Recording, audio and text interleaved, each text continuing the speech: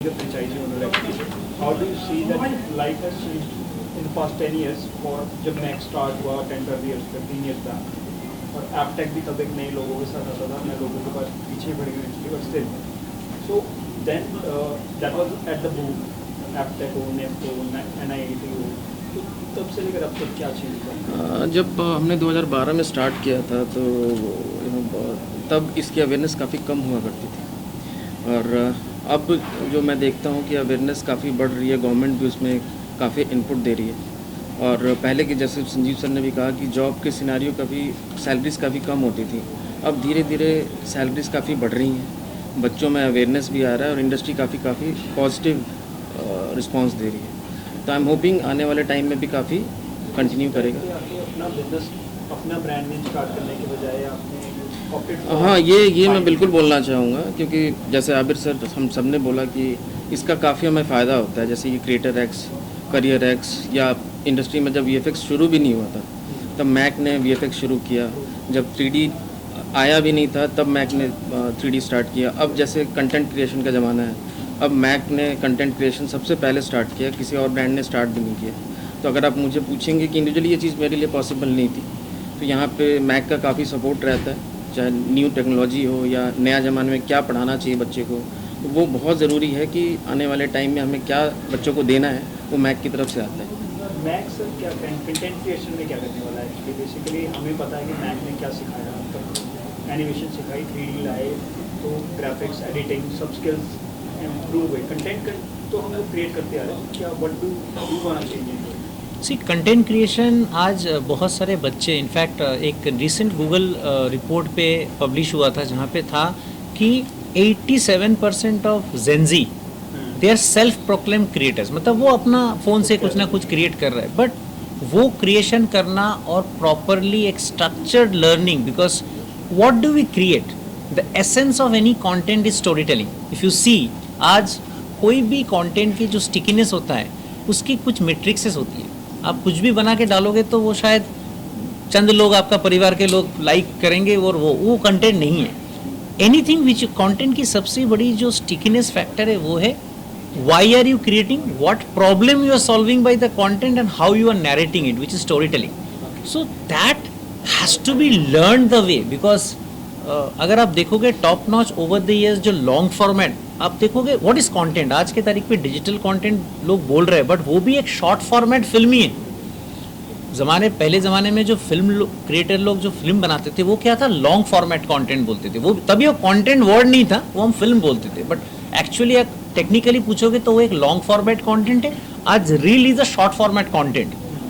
फर्क ये है कि 1.5 घंटे में कोई कुछ बता रहा है और ये 1 मिनट में, इनफैक्ट ये बहुत ज़्यादा डिफिकल्ट है। It's very difficult to create a content in 1 minute and to tell what you want to do. In fact आपने अभी देखा होगा एक नया तौर आया माइक्रो ड्रामा, जो कि 2-2 मिनट की एपिसोड हो रही है, क्योंकि लोगों के पास टाइम नहीं है, वो कहीं जा रहे हैं, 2 मिनट देखा, फिर 2 मिनट देखा, फिर 2 मिनट देखा। तो फंडामेंटल्स आज भी वही है, तो इसको तरीके से सीखना बहुत इंपॉर्टेंट है। नहीं तो क्या आप ट्रायल एंड एरर करते हो, उसमें क्या 100 लोग ट्राई करते हैं, एक सक्सेसफुल होता है, बट इंडिया को सैकड़ों कंटेंट क्रिएटर चाहिए। सो we are making, as Varun said, we have created or launched the India's first structured content creation learning. That is what Mac's commitment to this creator economy, that we want to make content creation as a structured learning. ऐसा नहीं कि आप trial and error मारो और आपको कुछ किया और आपने डाल दिया, लोगों ने लाइक किया नहीं किया, मतलब it's up to luck. That's how we can not create content like that. Mac has been the leader, I must say, the leader into graphics, 3D and all animation. तो आपने एक बात बड़ी अच्छी कही थी, आने वाला टाइम गेमिंग का है, गेमिंग के 1 लाख करोड़ की ये इंडस्ट्री होने वाली है, तो हमारे व्यूअर्स को बता दीजिए कि क्या करना चाहिए इस इंडस्ट्री में जंप करने के लिए। नहीं, मैंने गेमिंग नहीं, मैंने केवल ये बताया कि गेमिंग बड़ा सेगमेंट है, लेकिन गेमिंग में अभी गवर्नमेंट ने काफ़ी कैप्स लगाए हुए हैं, तो जिसके वजह से आप अगर देखोगे तो लास्ट 1 से 1.5 साल से gaming as a segment is degrowing in India. 30% degrowth पे है गेमिंग। गेमिंग ग्रो नहीं करेगा आगे चल के। मैंने बताया कंटेंट क्रिएशन ग्रो कर रहा है, एनिमेशन VFX मार्जिनली 2-4% से ग्रो कर रहा है, लेकिन आगे चल के वो ग्रो करेगा, ये मैंने बताया। तो हम अभी जो भी करेंगे वो हम बेसिकली इन्हीं सेगमेंट्स में करेंगे जहाँ पे देखो, हम कोर्स ऐसा नहीं बना सकते हैं जहाँ पे डिमांड नहीं है मार्केट में। तो हमको आज हम अगर कुछ बना रहे हैं तो हमको ध्यान में रखना है कि बच्चा जो आज हमारे सेंटर में पढ़ रहा है वो 1 साल बाद, 2 साल बाद, 3 साल बाद उसको जॉब चाहिए हो। तो मेरा जो करिकुलम है या मेरा जो कंटेंट है वो 2 साल के बाद भी रेलेवेंट होना चाहिए। और वो सबसे बड़ा चैलेंज है इनके लिए कि मैंने आज कोर्स बना के आज बेच दिया, वो तो बिक जाएगा, लेकिन 2 साल के बाद क्या वो कोर्स रेलेवेंट है मार्केट के लिए, क्या इंडस्ट्री उसको एक्सेप्ट करेगी, क्या नई टेक्नोलॉजी आएगी तो वो बच्चा वो यूज कर पाएगा नई टेक्नोलॉजी। वो हमारा सबसे बड़ा चैलेंज है और वो मैक का यूनिकनेस जो है वो उसी में है। It's actually future proofing. Sandeep ने बहुत ब्यूटीफुली बोला कि आज जो एक बच्चा मैक चंडीगढ़ में आके एनरोल करे वो एक्चुअली 2 साल बाद के लिए तैयार हो रहा है। So essentially our biggest challenge is to make all our courses future proof, because it's not that today क्या हो रहा है वो आप उसको सिखा दो, आपको बच्चा तैयार करना है 29 के लिए। It's so dynamic with AI and so many technology coming, every 6 months things are changing. और हमारे लिए क्या होता है, थोड़ा इजी क्यों होता है, इन्होंने भी बताया आपको कि हमारा प्रोजेक्ट बेस्ड लर्निंग है। तो जब आप प्रोजेक्ट बेस्ड होता है तो आप कोर्स करेक्शन भी टाइमली बेसिस पे कर सकते हो, बिकॉज बच्चा क्लासरूम में पढ़ रहा है और वो प्रोजेक्ट्स भी कर रहा है साथ साथ। तो अगर ऐसा कोई टेक्नोलॉजी आता है कि जिसके वजह से आपको कुछ आपका कोर्स करेक्शन करना है, वो आप ऑन द गो कर सकते हो, बिकॉज वो आप प्रोजेक्ट पे काम ही कर रहे हो। आपका सोसाइटी के लिए क्या मैसेज क्या देना चाहते हैं, क्या मैसेज आपका जो बच्चे जो आपकी तरफ जो है हाँ, मैं वापस रिपीट करना चाहता हूँ, मेरा मैसेज लाउड एंड क्लियर है, खास करके न्यू एज पेरेंट्स के लिए, कि ये कोई हॉबी नहीं है। शायद 30 साल पहले जब हमने शुरू किया था, ये हमने एक हॉबी की तरह शुरू किया था, काफ़ी लोग हमारे साथ जो चालू किया, but today as government is recognizing this sector, as Varun and Sandeep both mentioned, AVGC XR industry is called as a sunshine sector now, defined by the government. So parents का मेरा यही संदेश है कि आप प्लीज़ अपने बच्चे को सपोर्ट कीजिए, because it is a serious alternative career. Because माँ बाप के लिए इंजीनियरिंग, डॉक्टर, मेडिकल, फिर CA, ये चंद चीज़ है जो सालों से चल रहा है। मतलब मैं जब स्टूडेंट था और अभी कुछ चेंजेस नहीं हुआ, सोसाइटी ग्रो हुआ है, टेक्नोलॉजी आया, बट माँ बाप की जो सोच है उसमें ज़्यादा अंतर नहीं है। Can we communicate that this is a serious career option and you can do really well, and in fact my parents today are very proud. Probably 30 साल पहले उसको लगा था कि बच्चा क्या कर रहा है पता नहीं, but today I am very proud and they are also very proud that what decision I have taken 30 years back on my own, fighting with my parents, I have taken a right decision. मतलब drawing हर एक Indian का, अगर 100% Indian आप देखोगे, उसकी जिंदगी में creativity का मतलब बच्चे को ड्राइंग आता है या नहीं आता है, वो डिसीजन होता है कि बच्चा क्रिएटिव करियर परसू करना है या नहीं करना है, क्योंकि एनिमेशन, VFX,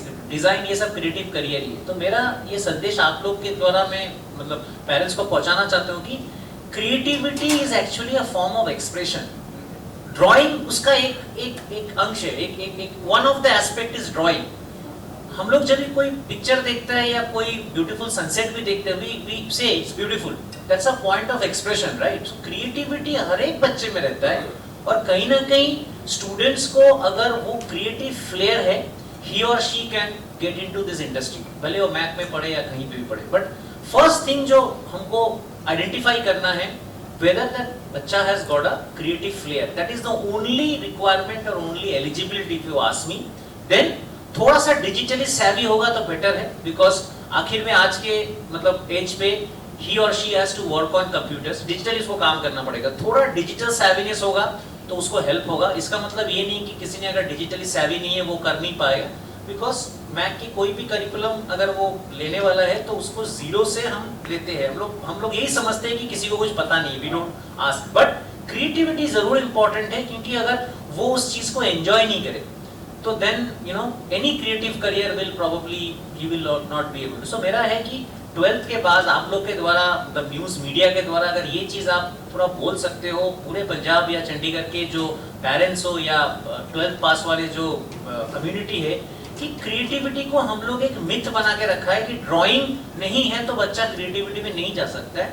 मे भी मेरा भी 27-28 साल हो गया, मैं ड्राइंग कर लेता हूँ बट मैं एक पेंटर नहीं हूँ, बट आज 27-28 साल से मैं इस क्रिएटिव इंडस्ट्री में हूँ। तो ये कहीं ना कहीं आप लोग के द्वारा एज अ नेचुरल अगर न्यूज कहीं ना कहीं पहुंचे तो आई थिंक इंडिया की जो क्रिएटिव इकोनॉमी का ग्रोथ ऑनरेबल प्राइम मिनिस्टर देख रहे हैं, ये लाखों सैकड़ों लोग छोड़ देते हैं उसको क्योंकि उसको ड्राइंग नहीं आता है बोल के। बट ये संदेश आप लोग के तरफ से अगर कहीं ना कहीं हम पहुंचा सकते हैं तो Indian creative talent is huge. उसको how do you take it to the world? That can only happen when we can reach to the last mile. That it is a serious career option. Hope I have answered your question. आप अगर देखेंगे आज के तारीख पे India में pure online education क्यों उतना ट्रैक्शन नहीं मिला? In fact, globally, the completion rate of online education is only 8%. We need to ask this question why it is. Because एक टीचर सिर्फ पढ़ाता नहीं है, वो कैपेबिलिटी डेवलप करता है और साथ में एक स्टूडेंट को मेंटरिंग करता है, जिसको कॉन्फिडेंस देने वाला। वो चीज कभी एआई नहीं कर सकते। एआई नॉलेज इज, वो दो चीज है, नॉलेज और कैपेबिलिटी डेवलपमेंट में दोनों चीज में फर्क है। Knowledge is getting cheaper, but capability development is not getting cheaper. So you need to understand what is the role of a teacher. If the role of a teacher is only to pass knowledge or to provide knowledge, then उस teacher की कोई जरूरत नहीं रहेगा, because knowledge तो AI दे देगा। तो what is the role of teacher is changing. If you ask me the question, I will rephrase it.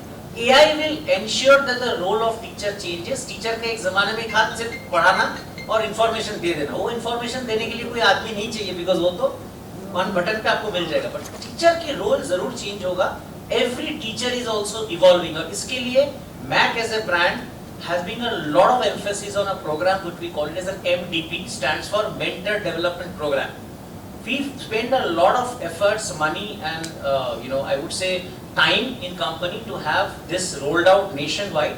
And what we are also doing in the age of AI is how the mentor's role is changing. Because जैसे मैंने बोला, सिर्फ knowledge अगर आप पास करोगे, उस mentor, उस educator की कोई जरूरत ही नहीं है नेक्स्ट 5 years में। So I think we have seen that very early in our currently, and we are changing rapidly that thing. So that is another thing which we are working very, very closely with others, industry in fact. So all the AI integrated programs what we are currently conducting is curated and defined by our industry partners who are essentially the content creators. They are film studios, like how today also we had 3-4 speakers who had been flown from Mumbai and Bangalore and Pune. So all this AI program and the AI stack, what we call it is a creative stack, जो AI हम use करते हैं, AI की multiple usage है, कोई industry में हो रहा है, फाइनेंस में हो रहा है, ऑटोमोबाइल में हो रहा है, सब जगह पे AI यूज होता है। बट हमारे कोर्स में AI implication का जो I would say the use cases we have created using these AI tools, what we call it as a creative workflow, or we call it as a creative stack, AI creative stack, जिसके through हम VFX में, animation में, game design में, and in fact content creation में, how are you using AI to create or enhance productivity? Where Sandeep mentioned, AI is what we are calling it artificial intelligence, but if you see closely, it is actually assistive intelligence. You need a human to operate it, right? So that's why it is called more in the creative industry as assistive intelligence, which fasten the program. For example, जो shorts, which steps need to be taken for this industry to really grow at a very fast rate. See, on this point, one good thing is 3 years back, government has formed a national AVGC task force, which is a very very important step for this industry. जो government ने 3 साल पहले ये एक बहुत बड़ा step लिया है, और उसके देखा देखी क्या हुआ, हर एक स्टेट अपनी AVGC XR policy and task force, ये बहुत ही अच्छा चीज़ है, क्योंकि एक तो गवर्नमेंट, नेशनल गवर्नमेंट जो हमारा है सेंट्रल से, वो ड्राइव हो रही है, और उसको देखा देखी आज हम बात कर रहे हैं बाई 2026 अगर सब कुछ ठीक गए तो 15 स्टेट में खुद की AVGC पॉलिसी रोल आउट हो जाएगी। इनफैक्ट 12 स्टेट पे ऑलरेडी हो चुका है, रिसेंटली पंजाब में भी हुआ है, जब हम बात कर रहे हैं असम में हो गया, जो छोटे छोटे स्टेट से अभी यूपी में चालू हो रहा है, गोवा में चालू है, बेंगलोर, हैदराबाद, ये तो था ही पहले से ही कॉरिडोर था। बट सबसे मतलब I would say positive news that ये जो छोटे छोटे क्रिएटिव हब है, वहाँ पे भी state government is doing a lot, and they are moving their movement very fast and creating AVGC XR policies. तो इनफैक्ट 2026 के एंड तक 15 स्टेट में AVGC XR पॉलिसी जो है वो ड्राफ्ट हो जाएगा। 2 साल पहले गवर्नमेंट पॉलिसी मेकिंग में था AVGC में, आज एग्जीक्यूशन में चला गया। फॉर एग्जांपल गवर्नमेंट बोल रहा है कि 8वीं कक्षा से हम क्रिएटर लैब्स सेटअप करेंगे। 15,000 स्कूल में गवर्नमेंट बोल रहा है क्रिएटर लैब्स। तो गवर्नमेंट बोल रहा है कि अर्ली बच्चे को अर्ली एक्सपोजर मिलना चाहिए क्रिएटिव एजुकेशन का। ये पहले नहीं था। वो बोल रहे हैं कि 500 लगभग 500 कॉलेजेस में हम क्रिएटर लैब्स क्रिएट करेंगे। तो हमारा काम है एज मैक या एज एप्टेक कि हम गवर्नमेंट की ये इनिशिएटिव को सपोर्ट करें। जहाँ पे पॉसिबल होगा हमारा एंडेवर रहेगा कि गवर्नमेंट के साथ पार्टनरशिप करें हम, और इसको हम स्केल पे लेके जाए और स्केल पे प्रॉब्लम सॉल्व करें।